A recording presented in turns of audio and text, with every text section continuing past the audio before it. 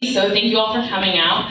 I just wanted to start by pointing out a few administrators in the room. I can't do everybody, but we're going to start out with Chancellor Nancy Cantor. She's here, yep. We also have Executive Vice Chancellor Sherry Ann Butterfield. She's here. We have Senior Vice Chancellor Peter Englot.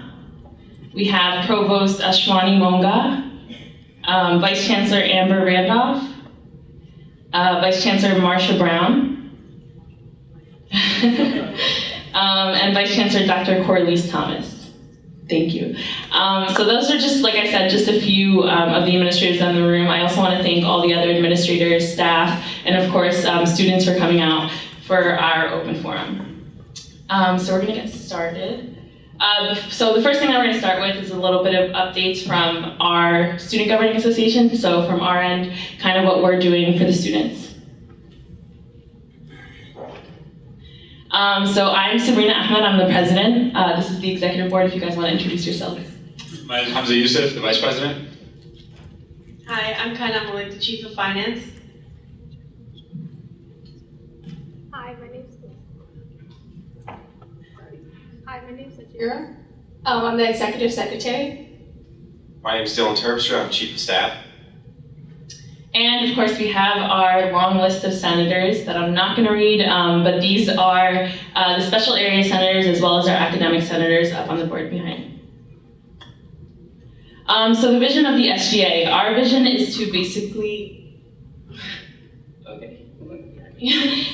best represent students in front of administration, as well as to kind of bridge that gap between student organizations and the SGA because we are your representatives in front of administration.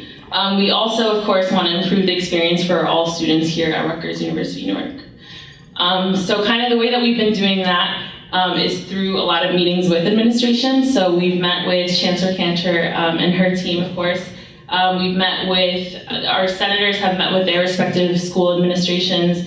We've met with parking, we serve on the Vice Chancellor's Advisory Board. I serve on the Chancellor's Advisory Board as well. We've had one-stop meetings, we've had RUPD meetings, meetings with housing and residence life, and meetings about the water issue in Newark. So here are some of the outcomes of the meetings that we've had. So with the Chancellor's meeting, one of the biggest issues that was brought up to us last semester and that we've been working hard to solve is regarding the biology department and classes not being available to students. So through meeting with the Chancellor's team as well as the biology department and the deans from the College of Arts and Sciences, we've been able to open up a lot of classes as well as get professors hired through the biology department. And that was through advocacy, of course, of our College of Arts and Sciences senators, both last year and some this year as well. We've also been able to look at emergency responses. So for example, with the water issue that happened in U Square, where the water was a little bit brown, looking at the ways that it's being communicated to students as well as what we're doing in order to kind of compensate for students. So we've looked at ways in which we could possibly provide water bottles during that time, and we've come to agreements with, of course, the Vice Chancellor's office, as well as the Chancellor's office in ways that we could do that. We've also looked at creating a business review board and making sure that businesses around Rutgers Newark are upholding the ethical standards that students need and that students are asking for. So that is something that we've been looking towards creating with Amber Randolph, as well as different students who are really passionate about it. We've also looked at increasing security in lots at night, because a lot of students came to the Student Governing Association saying that they didn't necessarily feel safe walking from their 6 to 9 classes to different lots, specifically the New Street lot. So looking at ways that we can partner with RUPD as well as with the Chancellor's office in creating more advocacy around that and advocacy around having security in those lots at night. We've also looked at, some students came to us with slower Wi-Fi concerns, so we've looked at ways in which we can improve reporting on the student end so that people are more aware of what's going on with students, their concerns about the Wi-Fi and all of that. We've also looked at student fee allocations and how our student fees are being used and tuition increases and why those tuition increases are coming about. We've also looked at the boycott, sanction, and divest movement that was brought up as an issue by Students for Justice in Palestine. along with the SGA, and there was a referendum that was passed in the spring elections where students asked Rutgers to divest from different companies that were sponsoring the apartheid in Israel. And we've looked at ways in which we can start that process on a local scale, so just within Rutgers Newark, what we can do to divest from those companies. We've also looked at creating a textbook drive initiative and lessening additional costs for students. So looking at ways in which the SGA wants to create an initiative around textbook drives where students can give back to other students and give textbooks to other students, as well as looking with the Chancellor's Office how we can decrease those costs over the years. So we've also looked at the class grid and how we can add different classes to the class grid if there's a possibility in adding later classes, earlier classes, or whatever it might be.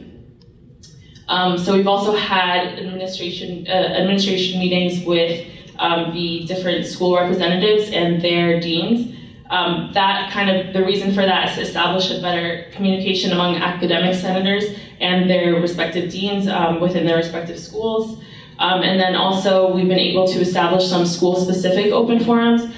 So the business school senators had their open forum, and the other senators are also looking at creating their open forums to have that better communication with students and their respective administration.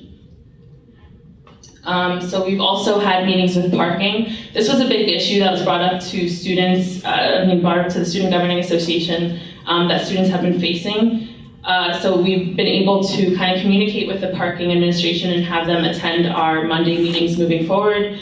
We've also looked at the need for a better shuttle system because the limited availability of parking. So some students have to be parking in the Norfolk lot. So looking at ways that we can improve that and the ways that students can continue using that, as well as advertising the Translope app, which a lot of students do not know about. So looking at different marketing strategies and partnering with parking to market that to our students. As well as improving customer service. A lot of students came to us with issues with parking about the way in which the customer service and the way in which they've been treated. And we're looking at ways of improving that and partnering with parking. We've also had meetings with institutional planning and operations around the water issue in Newark. So Rutgers Newark is not affected by the lead crisis. So we talked about the 32 new filtered water bottle filling stations that have been added to our campus and ways in which we can spread awareness about that to our students as well. And we also had our organization volunteer for the Newark water canvassing. I think Dylan, you took part in that as well. And letting Newark residents know about the replacement of the lead water lines. We've also had meetings with RUPD around campus safety for students. We've had meetings with Housing and Residence Life about keeping the residential buildings up to par with standards. We've also had one-stop meetings and talking about the mission, vision, and values of the one-stop and how we can streamline that experience for students. Communication with the SGA and improving our communication with student orgs as well as with administration. We have our media senators that post pretty often about kind of what's going on within the SGA, any events that we're hosting, or anything along those lines. We also post our weekly meeting minutes onto RadarLink, so every single meeting that we've had, the minutes are posted for people to access. We also send out emails to the student body. We sent out in the beginning of the semester an email regarding office hours for all of our senators, as well as kind of what the SGA's role is on campus. We've also had open meetings, so every single Monday our meeting is open for students to attend and discuss anything that they want to bring up to the SGA. Our Senate, we have Senate caucus meetings. Every third meeting is a Senate caucus meeting where Senate senators can work together on their specific committee issues. And we also have some senators serving on University Senate, which is on an institutional scale, kind of with Rutgers University, Rutgers New Brunswick, Rutgers Camden, and Rutgers Newark. So I'm gonna call up our speakers of the Senate, Ricky and Sarah, wherever you guys are, and they're gonna talk a little bit more about the committees that we have established.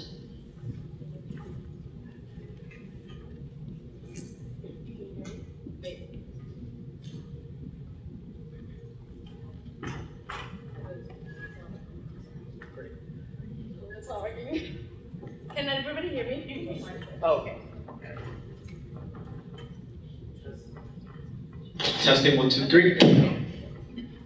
Thank you, Sabrina. Hi, everybody. My name is Sarah Shoba, and I'm the co-speaker of the Senate for SGA. Good morning. My name is Ricky Castañeda, and I am the co-speaker of the Senate as well. So during the Senate, we have committees that serve on SGA, and they're open to all students to further causes that are beyond our boundaries of SGA and our constitutional duties, I guess. So I don't know if we can get the presentation up, but we have the SOIS committee, we have a dining committee, a committee on sexual assault and prevention, and we have health and wellness and environmental awareness committee. So I will first let Ricky take over for the SOIS committee and share updates on it. So I'll be speaking for the SOIS committee. So what do? Basically, we handle funding for student organizations every semester. So if you're part of a student organization, you may know what Express Night is. So basically, we handle all the operations from how we handle Express Night, how we handle funding, what the criteria looks like for every semester, making sure it reflects what OSL does for the semester. So the goals for the committee is updating the SOS guidebook, establishing and clarifying the point system with clubs. So one way that we're trying to do that is we established recently a Slack channel.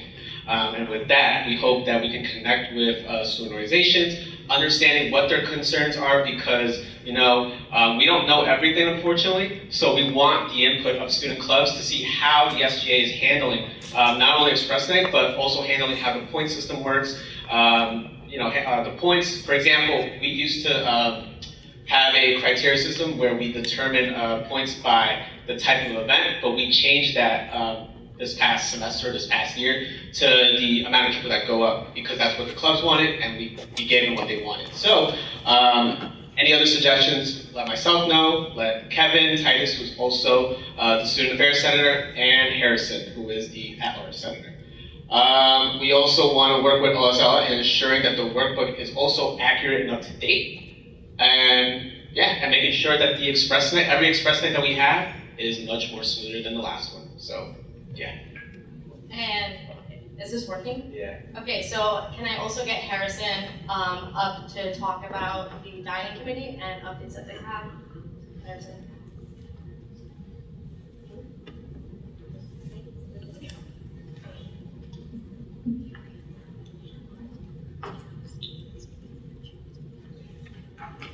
Hey, I'm Harrison Chu. I'm the senator at large. And this year I've been chairing the dining committee. So we've mostly been working on strengthening our partnerships with several of the various resources that Rutgers Newark offers, specifically Pantry Run, working with Brian Conway, and also various student organizations on campus. So NJ Perk is involved in a Zero Hunger initiative this year, so we've been partnering with them on that. And Brian Ray is one on the e-board of SORA, so Students Unite Against Hunger on Rutgers Newark campus. So one of the big events that we're looking forward to is from November 16th to 24th, we're planning a week-long awareness campaign, partnering with the National Hunger and Homelessness Awareness Week to raise just greater awareness of these issues and inspire education among students. We're currently working on a media campaign partnering with various other organizations, and we're planning on posting that to various social media. So, thank you. Thank you, And then, can I ask Melanie to come up and present for the Environmental Awareness Committee?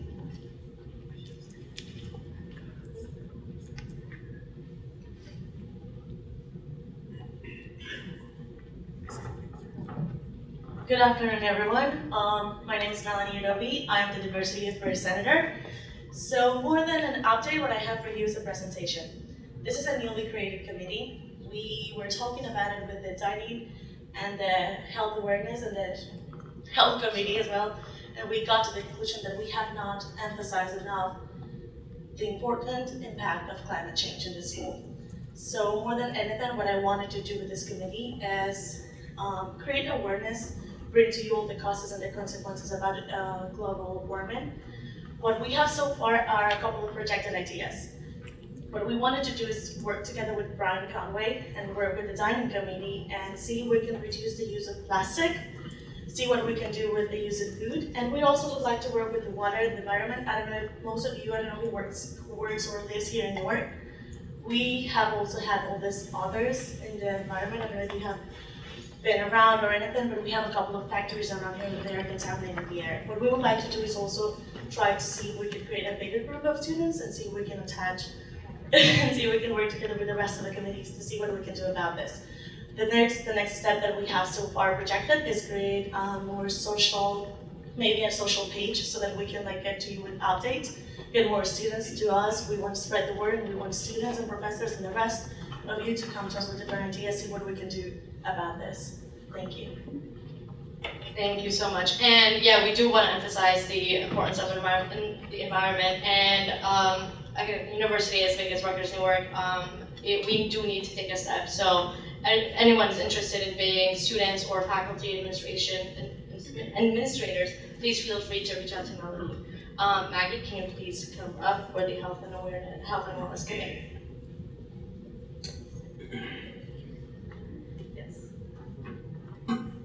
Hi everyone, thank you all for coming. My name is Maggie Minas. I'm the Diversity Affairs Senator for the SGA. I'm also the chair for the Health Committee, and the purpose of the Health Committee is to really utilize the Health Committee, utilize the resources that Rutgers University offers. And so basically this is just the breakdown of information that we want to make easily accessible for our students. So this is the pharmacy department phone number, and we want to emphasize that the Department of Health is available for all students, regardless of if you're a commuter or if you live on campus. And the pharmacy does provide discounted medications, prescription and over-the-counter. This is more for women's health, so we do offer birth control pills, which are free in the university healthcare, the insurance healthcare provided by the university. And if you do have a private insurance carrier, birth control pills will be offered for $20 a month, which is a very large discount compared to other pharmacies. The pharmacy also offers Plan B pills for $20, and we also want to make available for students to utilize the food pantry, which is also welcome to all students. There is a 24-hour nurse line, and this is a major, I guess, event, but not so much of an event, but a major important service that the health department wants to emphasize, which is free STD screening, which will begin on November 1st, and it'll end December 6th. So this is definitely something that all students should utilize. It's going to be offered first floor of Blumenthal, the health department center. If you haven't visited, you should definitely visit. They do not offer co-pays, so it's basically a free walk-in, regardless of your insurance carrier. And this is an upcoming event that I want to bring out to everyone, which is, I'm sure you've all heard of it, but again, it's the De-Stress event. So this event is definitely crucial for all students to take part in, attend. It's going to be held starting from the kickoff date of December 9th, which is going to be during free period, and it's going to end around December 23rd. So the De-Stress event or events is basically a chunk of the end of the semester where it focuses on basically just having students be de-stressed. And this has a lot to do with activities, engaging activities that the Health Services Department offers, which could be as fun as pet therapy, free massages, scavenger hunts, all that kind of stuff. So that more information will be available, and the official flyer will be available for students as well. Thank you. Thank you, Maggie. And the last committee update that we have is the Sexual Assault and Prevention Committee. With being the co-speaker, I'm also the chair of that committee. And so this committee has been around since last year, but unfortunately we have not been able to do a lot of the good, I guess, that could come out of it. So one big thing that we try to do is collaborate with BBVA, and they do the We Speak trainings every semester and every month, and a way of us to incentivize students, and especially student leaders, to be aware of how to prevent and stand up for sexual assault if it ever happens. We decided to give SOIS points to students on e-boards that do get the training.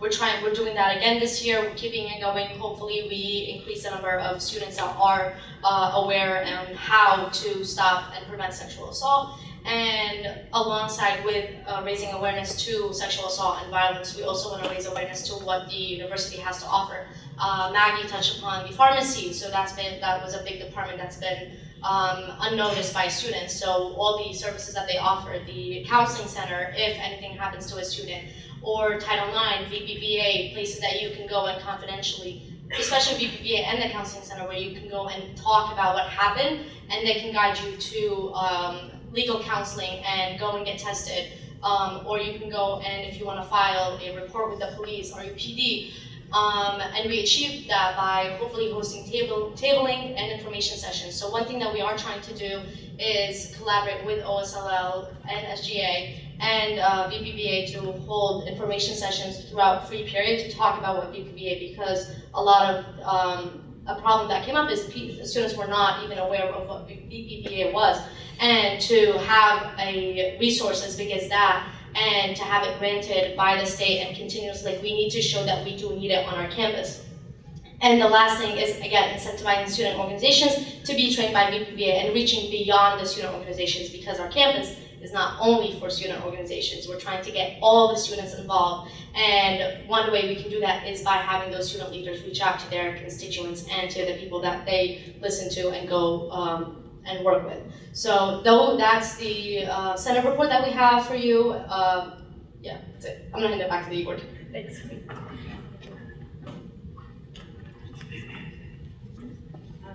Okay, thank you for that, Sarah and Ricky, and all the senators who presented about their committees. So we're now going to move on to the next portion of this open forum. And we had some students who texted in questions prior to the event. So Dylan's going to go ahead and ask those questions. But in the meantime, would you mind putting up the last slide? Okay. We have a number that's going to be put up over here for any students to ask any additional questions that you may have for administrators. And then Ricky and Sarah, if you guys can take the mics over to the administrators once the questions are asked. Thank you. Dylan, you can start. Hello, okay. So yeah, hi again, my name is Dylan Terpstra, I'm Chief of Staff. So I'm just gonna begin with some of the questions that we already have. So in the meantime, make sure you submit your questions, because that's what this whole thing is around. It's around you, so please submit any kind of questions about anything campus-wide, just to that number there. So one of the first questions that we have is during our meetings with administration, we were talking about different ways to make processes simpler for students. And one of the things that came up was an online declaration of major process. So how is that process coming along? What kind of issues are you facing? And what are like some kind of updates on that? I can speak to that, I guess. The microphone? Good afternoon. I don't know if this will work. Sorry? Hello? Kevin Allen, Assistant Provost for Technology. We are working on the student declaration of major and minor. We're anticipating to launch that for the spring semester. Unfortunately, there are lots of majors and minors, and it's very complicated. But as part of our ongoing process of optimizing forms, we've been working with professional schools on this, and like I said, that's going to launch for the spring. Is that sufficient? All right, thank you very much for that update. So yeah, Ricky, how's the mic? Is it? It's working now. Testing. Yeah. Okay. All right. Great. Okay. Okay. So another question we have is, two major projects on our campus are the HLC and life science buildings. how are those buildings proceeding? What's the time frame for like those buildings to be utilized completely?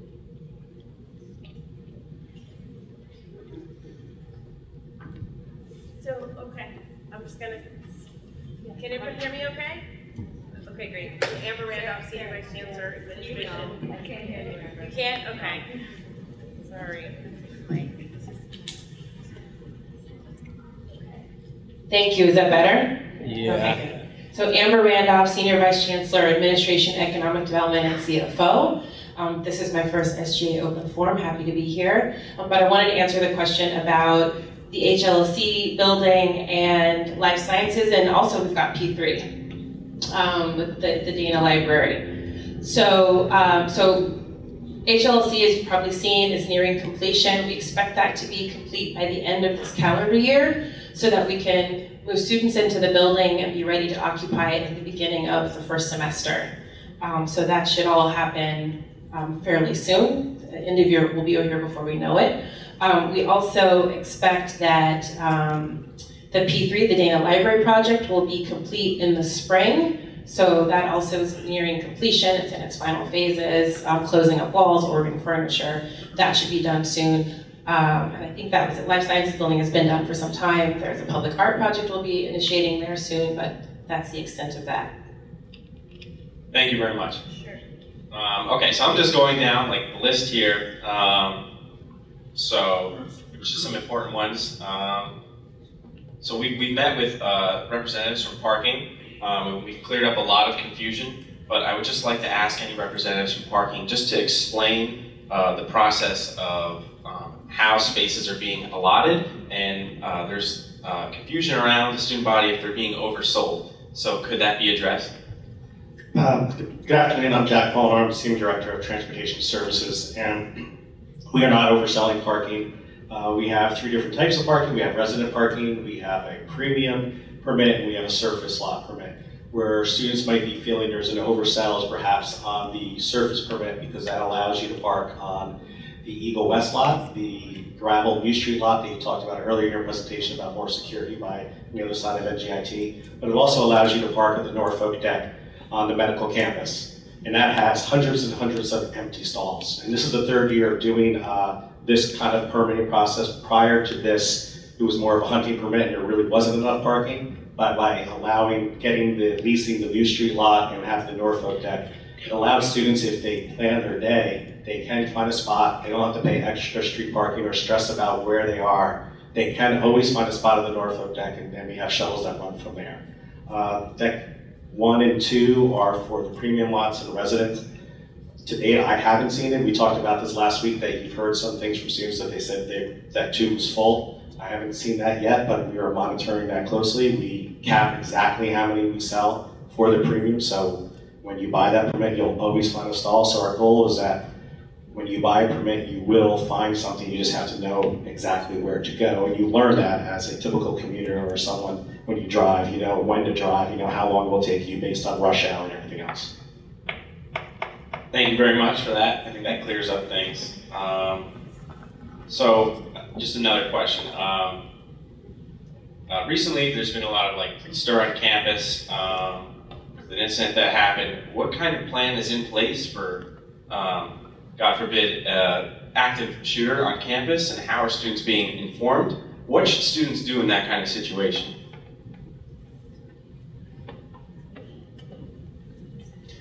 Good afternoon, everybody. My name is Ken Kopp. I'm Executive Director of Public Safety and Chief of University Police. And whenever there are incidents, in terms of active violence and what we do and what we tell people to do, early September, September 12th or September 13th to be exact, I put out a notice to the community about where to go to look for ways to act during incidents of active violence. Okay, that's links are direct in what we call emergency action plans. That's what we ask the community to do. And we send this out early because these are the type of things where you want to read beforehand, and obviously not while an incident is occurring. So that information is put out. If I can send that to the SGA so you guys can redistribute that if you Please wish. do. Thank you. Also, in terms of what we do to prepare our personnel, a lot of training goes on. This is mandatory training and additional training that we do. We're fully equipped to respond to emergencies at any time, day or night. Also, we have the ability with our system to move personnel where we need it. Okay, so if an incident is ongoing in New Brunswick or Newark or Camden for that matter, we're able to relocate personnel at a moment's notice and really enhance our safety immediately. Okay, so the safety of our students, faculty, and staff is very, very important to us. We take that seriously, and we look to work with the community because the community are our partners in this. So we're always open to talk, and I appreciate the collaboration. Thank you very much. One other last question that we have before we get into the questions from all of you now is obviously the water problem in Newark has stirred up a lot of attention, caused a lot of misinformation. The meetings we've had have been beneficial. It cleared up a lot of confusion. One of the problems, though, that still remains is how can the university facilitate better communication with the city? Like when the brown water happens, right? We know now that it's not necessarily like lead or something toxic. It's the city cleaning the pipes, but the university doesn't necessarily know when this happens. So how can we kind of like get around this issue?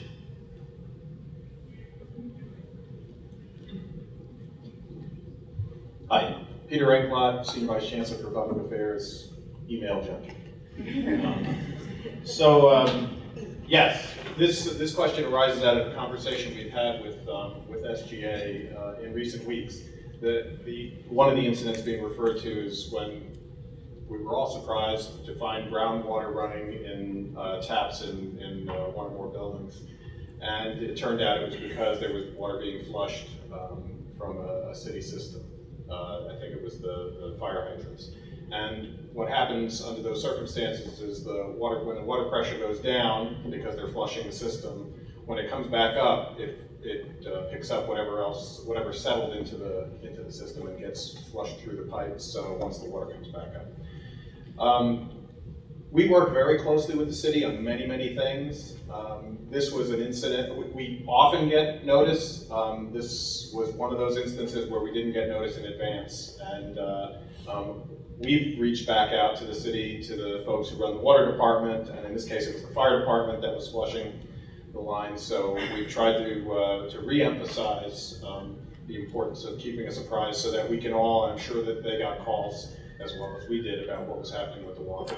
So we're working as closely as we can with them and trying to refine our communications so that this doesn't happen again. Thank you very much. Okay, so now we're going to go on to the portion of questions that were texted in. We did get a lot, so we're going to try to kind of go through as many as we can. This one's also around the water issue, and it's asking, can you specify if like the areas that are not affected include RBS, the surrounding campus restaurants, and Haynes, the Haynes building? Right, all of the above, or none of the above is the case. So what we know is that the entire Rutgers University-Newark footprint does not have lead service lines. It is lead service lines that have been the source of any lead that is making it into consistently into the water in various locations in Newark, what you've been talking about. That's why the big project that now the attention is properly turned to is the replacement of lead service lines across the city, which you've seen, if you follow the local news, you've seen quite a bit about that. So no, in none of our buildings and in none of the buildings adjacent to us are there lead service lines that might be introducing lead into those restaurants, etc.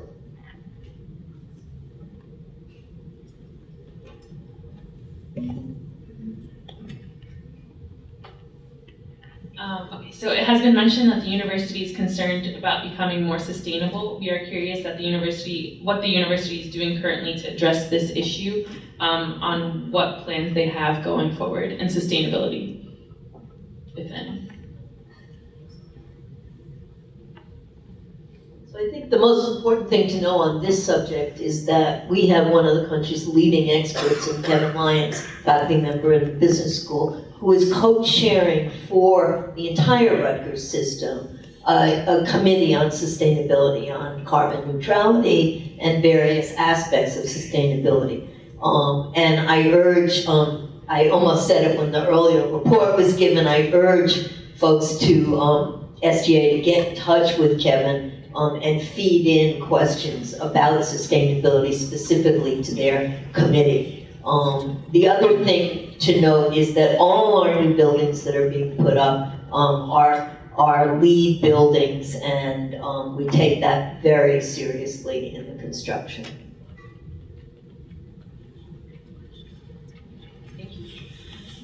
So we have a few also that came in around parking.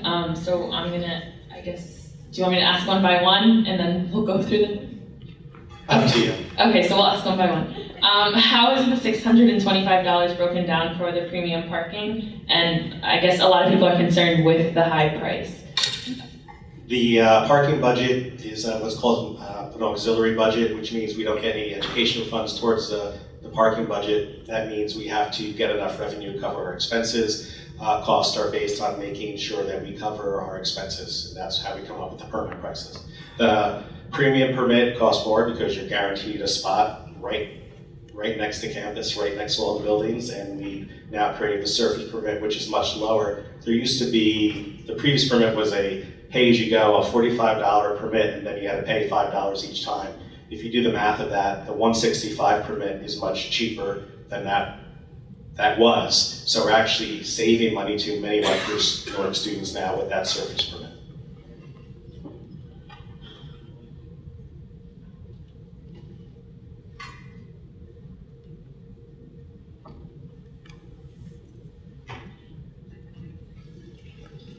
Okay, so there was another question that was brought up about why is it that everybody can get into the deck without purchasing a parking permit? The way we have the deck set up right now, it's the gates come up based on pressure. We have a plan to be installing fixed cameras on every single deck. What we do is we go through and we scan the plates with a mobile unit and go through all the decks once a day, or sometimes multiple times a day, and that's how we do enforcement right now. The good thing by changing to that system was we basically eliminated the traffic, a lot of the traffic that used to be on University, that used to wait for cars to come out of deck 1 to go in because you needed a card. Now we let people go in, if they can't find a spot, they go to deck 2. So it has, from the sustainability standpoint, all that idling, we've reduced a lot of pollution by doing that. So, and the decks and the cards, we don't have to worry about cards being broken or not working and the gates go up. We're going to continue with that system, but we're just going to be adding fixed cameras that will scan the plate every single time they come in and leave to get your back plate every time you come in and leave. We already have that system on the medical campus at the Norfolk deck. And then there was another question that we also talked about kind of during our meeting as well, about bringing the passes to kind of a semesterly price so students can pay that by semester. If you want to just repeat kind of the answer that you had given. Yeah, it's really kind of hard, especially the premium permit, because we sell out of it. And it's hard to give someone a half year. But the one thing that we are looking at, we're working with student accounting to see if we could add the cost of parking to the turn bill. That's one of the things that we've been asked before. It's not an easy lift because of the complications of that, but it's one thing that we're looking with our parking vendor and with student accounting and everyone else to try to see, is there a way to do this? Because it is something that has been asked, and we think it's a legitimate ask to try to see if we can do it. Okay, thank you. So we've been getting a lot of questions on which I've been just sorting through. So thank you to all the students who have been submitting questions. I'm going to be talking about the security questions that were sent in. There was a bunch, so I've been trying to sort the questions together and make sure all the questions that are asked by our students are answered and are given its appropriate attention. So I'll begin with first a broader security question. So knowing that our campus is an urban area, how does our normal security presence look like on a day-to-day basis in the various parts of our campus, whether that's residence halls, buildings, business schools? Some of our students walk back and forth on certain streets, and as well as a little bit of outside of broader Newark, near Halsey Street, so where our students are interacting both on campus and a couple blocks away. Again, knowing that we are in an urban area, so how does our security on a normal day-to-day look like? Oh, thank you. I'm John Huertas. I'm the chief here at the campus. Let me just say that we have a robust security system here. We employ law enforcement officers, security officers, community service officers, and we work conjunctly with NJIT, Essex County, Newark PD, local law enforcement agency, as well as share information with our federal partners, New Jersey Transit. On a day-to-day basis, we conduct proactive patrols, not only mobile, foot, on T3s, segways, bicycles. We have stationary posts throughout the campus. And we also, in a lot of areas, have visual surveillance that allows us to at least look at that footage and see what's going on. The biggest safety and the biggest component of us is you. You as students, faculty, and staff, as you make us aware of areas and things that are going on that we may not see immediately. And that includes, whether it's odd behavior, whether it's something in a parking area, whether it's something suspicious within a facility. So the fact that you bring that information to us allows us to respond and quickly bring it to a resolution to at least investigate it. We do patrol this campus on a 24/7. Our people here are available 24/7. I have Lieutenant Jordan here who's available. He's one of our shift supervisors. We have supervisors on every shift. We also have a security manager, Mr. Obrasso here, who's in charge of our security staff. And we also have an individual that's in charge of our community security officers, which are students like yourself, who we train to go out and perform what we call marginal safety and security services for the campus.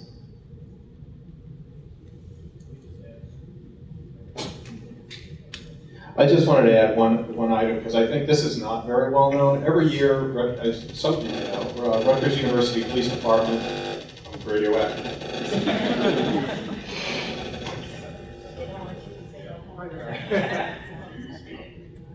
Yeah, there you go. So every year, Rutgers University Police Department coordinates the gathering and submission of data on crime across all of Rutgers University's locations.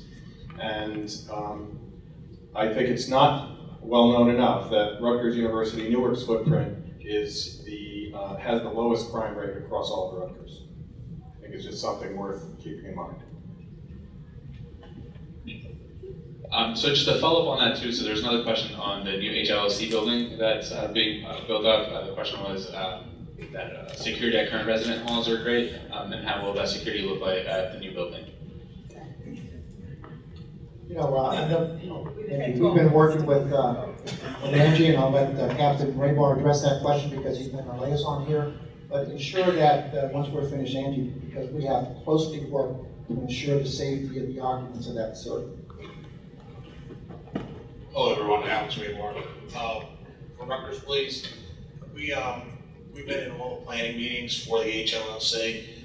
Security at the existing residence halls, as it currently stands, will be the same setup. We're going to have a place at the HLLC, one entrance in, one entrance out, check in through security. It'll actually be a little bit more enhanced with some of the new technology, but basically the same level of service at the other residence halls. So you can't enter without passing a security officer.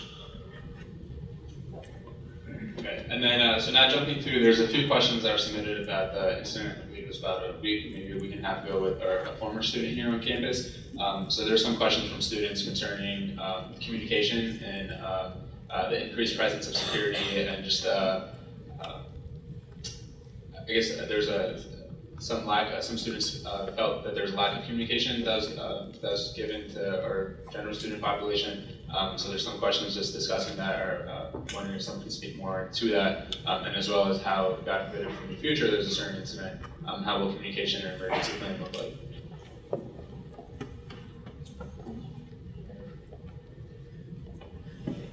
How you doing? Once again, this was an incident we took very seriously. In terms of what we did, we opened up our emergency operations center for this incident, and information flowed through that emergency operations center. There were a number of what we call emergency support functions stationed at that center. There was representation from RUPD, the law school, administration, student affairs, across the board. Now, understand that as this information is evolving, our priority is to keep you safe and also conduct an effective investigation. And what I mean by that is we can't push every piece of information out that we have immediately. It could impact the investigation. The information that we could push out went out immediately, 9 o'clock that morning. Several hours later, we made an apprehension, and that information was relayed as well. And I think we did that in a timely and effective manner.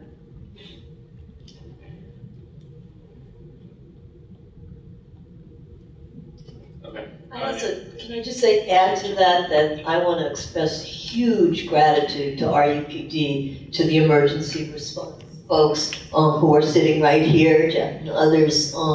It was, from my perspective, I've been in a lot of institutions around the country, and it was one of the quickest and most collaborative responses that I have ever seen. And it may not seem as if it was a quick apprehension, but it absolutely was. And I just think we should all be very grateful to how smoothly that went. It doesn't mean it wasn't a very stressful moment for everybody, but there was really good collaboration and communication. And as Ken said, you can't always, in the ongoing course of assessing a threat, you can't really talk about every piece and every detail, much as one might want to, both because there's protection for individuals involved, and we have to be very careful about that, as well as because there's an ongoing investigation. So I just want to say, as chancellor, and we spent 20-odd hours in that command post in CLJ, and we were really very, very impressed with what went on. So there's another question that just came in about the emergency plan. So I just wanted to brush up on this as well. There's a question about university protocol for students or individuals in an emergency plan. The question states, are students instructed to go to class, go to certain classes or buildings? And I'm sure that changes, of course, but there isn't a universal answer to that. But I guess if there could be a touch upon just protocol for students and individuals in an emergency.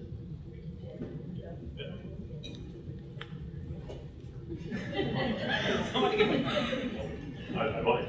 Hi everybody, my name is Jeff Missler. I'm with the Office of Emergency Management, stationed up here in Newark full time. If you have any questions about what response actions you can take, we have what are called emergency action plans available on the internet, and you can find them at emergency.rutgers.edu. With regard to, and I believe the question was asking whether or not the classes will be open, whether they should proceed to class? Well, yeah, should they, go to hideouts in certain classes or certain buildings, etc. Right. So if you get our text message system, which is now a pixel-based system, you'll get information on what you can do in the event of an emergency, and you can access that by ens.rutgers.edu. Sign up for that, and I encourage everybody to go to both of those websites. That's emergency.rutgers.edu and ens.rutgers.edu. You'll get the best information from those two sources right there. And then the last question we have about security is just, again, since we are in an urban area, there's been a few questions submitted by students with, as people come across campus that aren't students and their, I guess, uncomfortableness with things people might say or how people might make them feel that, aren't students. So I guess security presence, revolving around that and ensuring that when students do interact with individuals who aren't students on campus, their safety isn't compromised. I guess because we have an open campus and there are people that travel to our campus. What I would tell you is that anytime that you run into a situation that you feel uncomfortable with, call us. We have the non-emergency numbers, 353-973-353-5111. If you feel it's an emergency, dial 911. But anytime that you run into a situation that you feel uncomfortable, please call us. We'll come out and investigate. It'll allow us to document that call. It'll allow us to document that incident in the event that there are future incidents, so we can correlate all that information and build a better picture of what's going on. Good afternoon, Sharon Butterfield, Executive Vice Chancellor here. The other thing I think that's driving that question is we had someone who was demonstrating on campus a few weeks ago. Public access campus, freedom of speech, however, security was there whether you noticed them or not, right? There are situations in which you won't always notice that a security person is present. There are reasons for that, but please know that in that particular instance and instances like that, your safety is paramount to us, so we will always have that covered.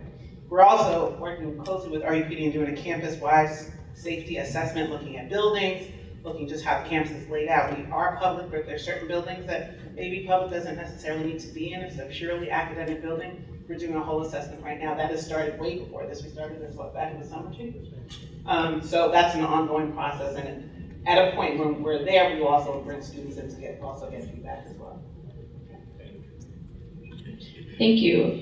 So we're going to move, I think, back to maybe parking, institutional planning kind of question. So it's regarding the new deck that's next to the HLC building, whether or not that's going to be open up more spots for students or how that's going to work. Plans of what we're doing with that deck haven't been finalized because we're not open yet, and it's something that I'm working with administration to see how best to utilize those new spaces. It really hasn't been finalized.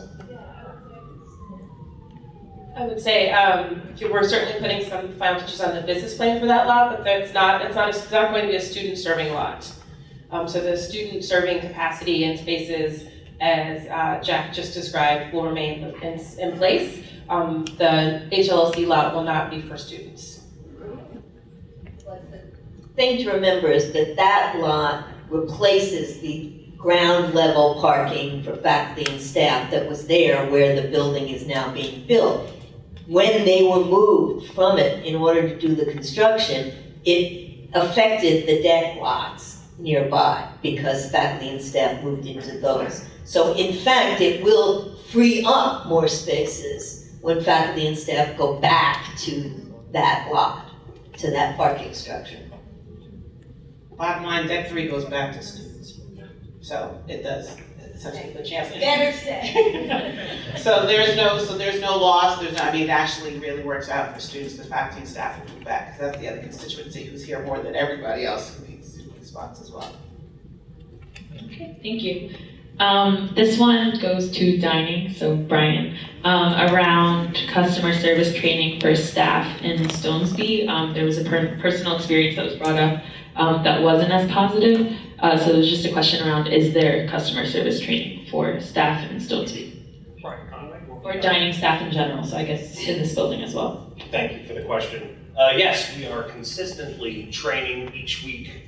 We have pre-service meetings, we have trainings that we sign off on, but we are always constantly training, and any incident like that, I would like them to bring it up to me because I'd like to do personal training with the staff member that had that opportunity to do a nice experience for the dining guest, but we are constantly training in food service, especially customer service, which is one of my highest priorities. Thank you.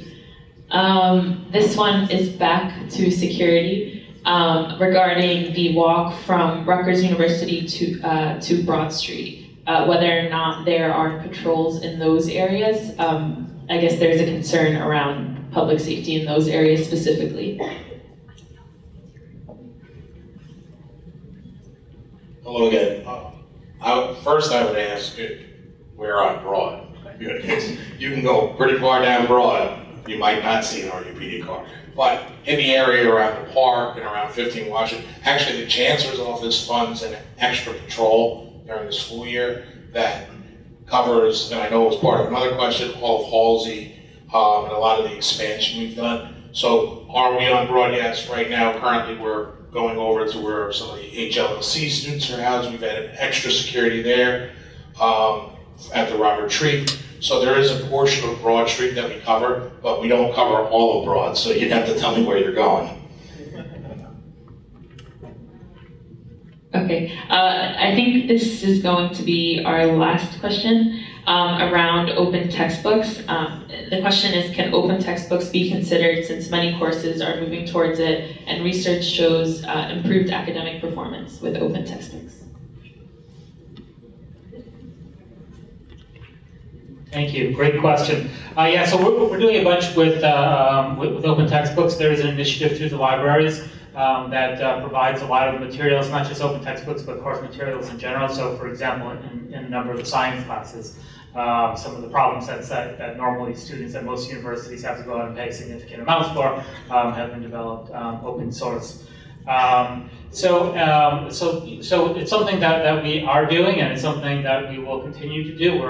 There's been conversations at the state level in order to be able to do this effectively. It's a question of if just on our faculty members to develop a textbook. It's a lot of work and it doesn't always happen. So we're trying to leverage what's going on elsewhere. We're part of conversations at the state level to be able to bring together all of the particularly public universities across the state into an arrangement where we might be able to talk about sharing some materials. We're also part of a group of universities across the country that's organized by the Association of Public and Land-Grant Universities.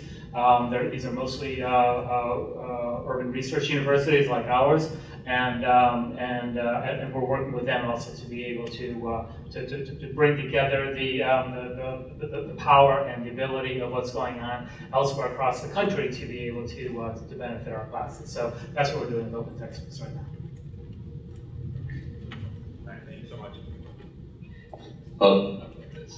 Okay, so that will conclude our open forum. That was the last question. First and foremost, we'd like to thank all our students for coming out, for submitting your questions throughout the week, throughout the semester. Again, this is an ongoing conversation, so we hope to our students that this conversation doesn't end now, but rather this just continues throughout the semester and throughout our collegiate career here together. And again, we'd like to thank all the Chancellor's Office, the Executive Chancellors, the administrators who came out today. We really appreciate it. We appreciate the conversations that we've had. And we hope to continue to have on making sure our student government and our students have the best possible experience at their time at Rutgers. And thank you everyone else for coming. Please, there's water and some snacks, condiments in the back. So please feel free to grab those as you go. Thank you so much.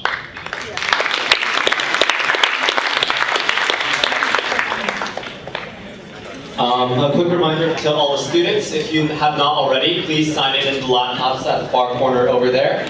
And if you're interested, the student government meetings are open to everyone, as are the caucus committees. Thank you.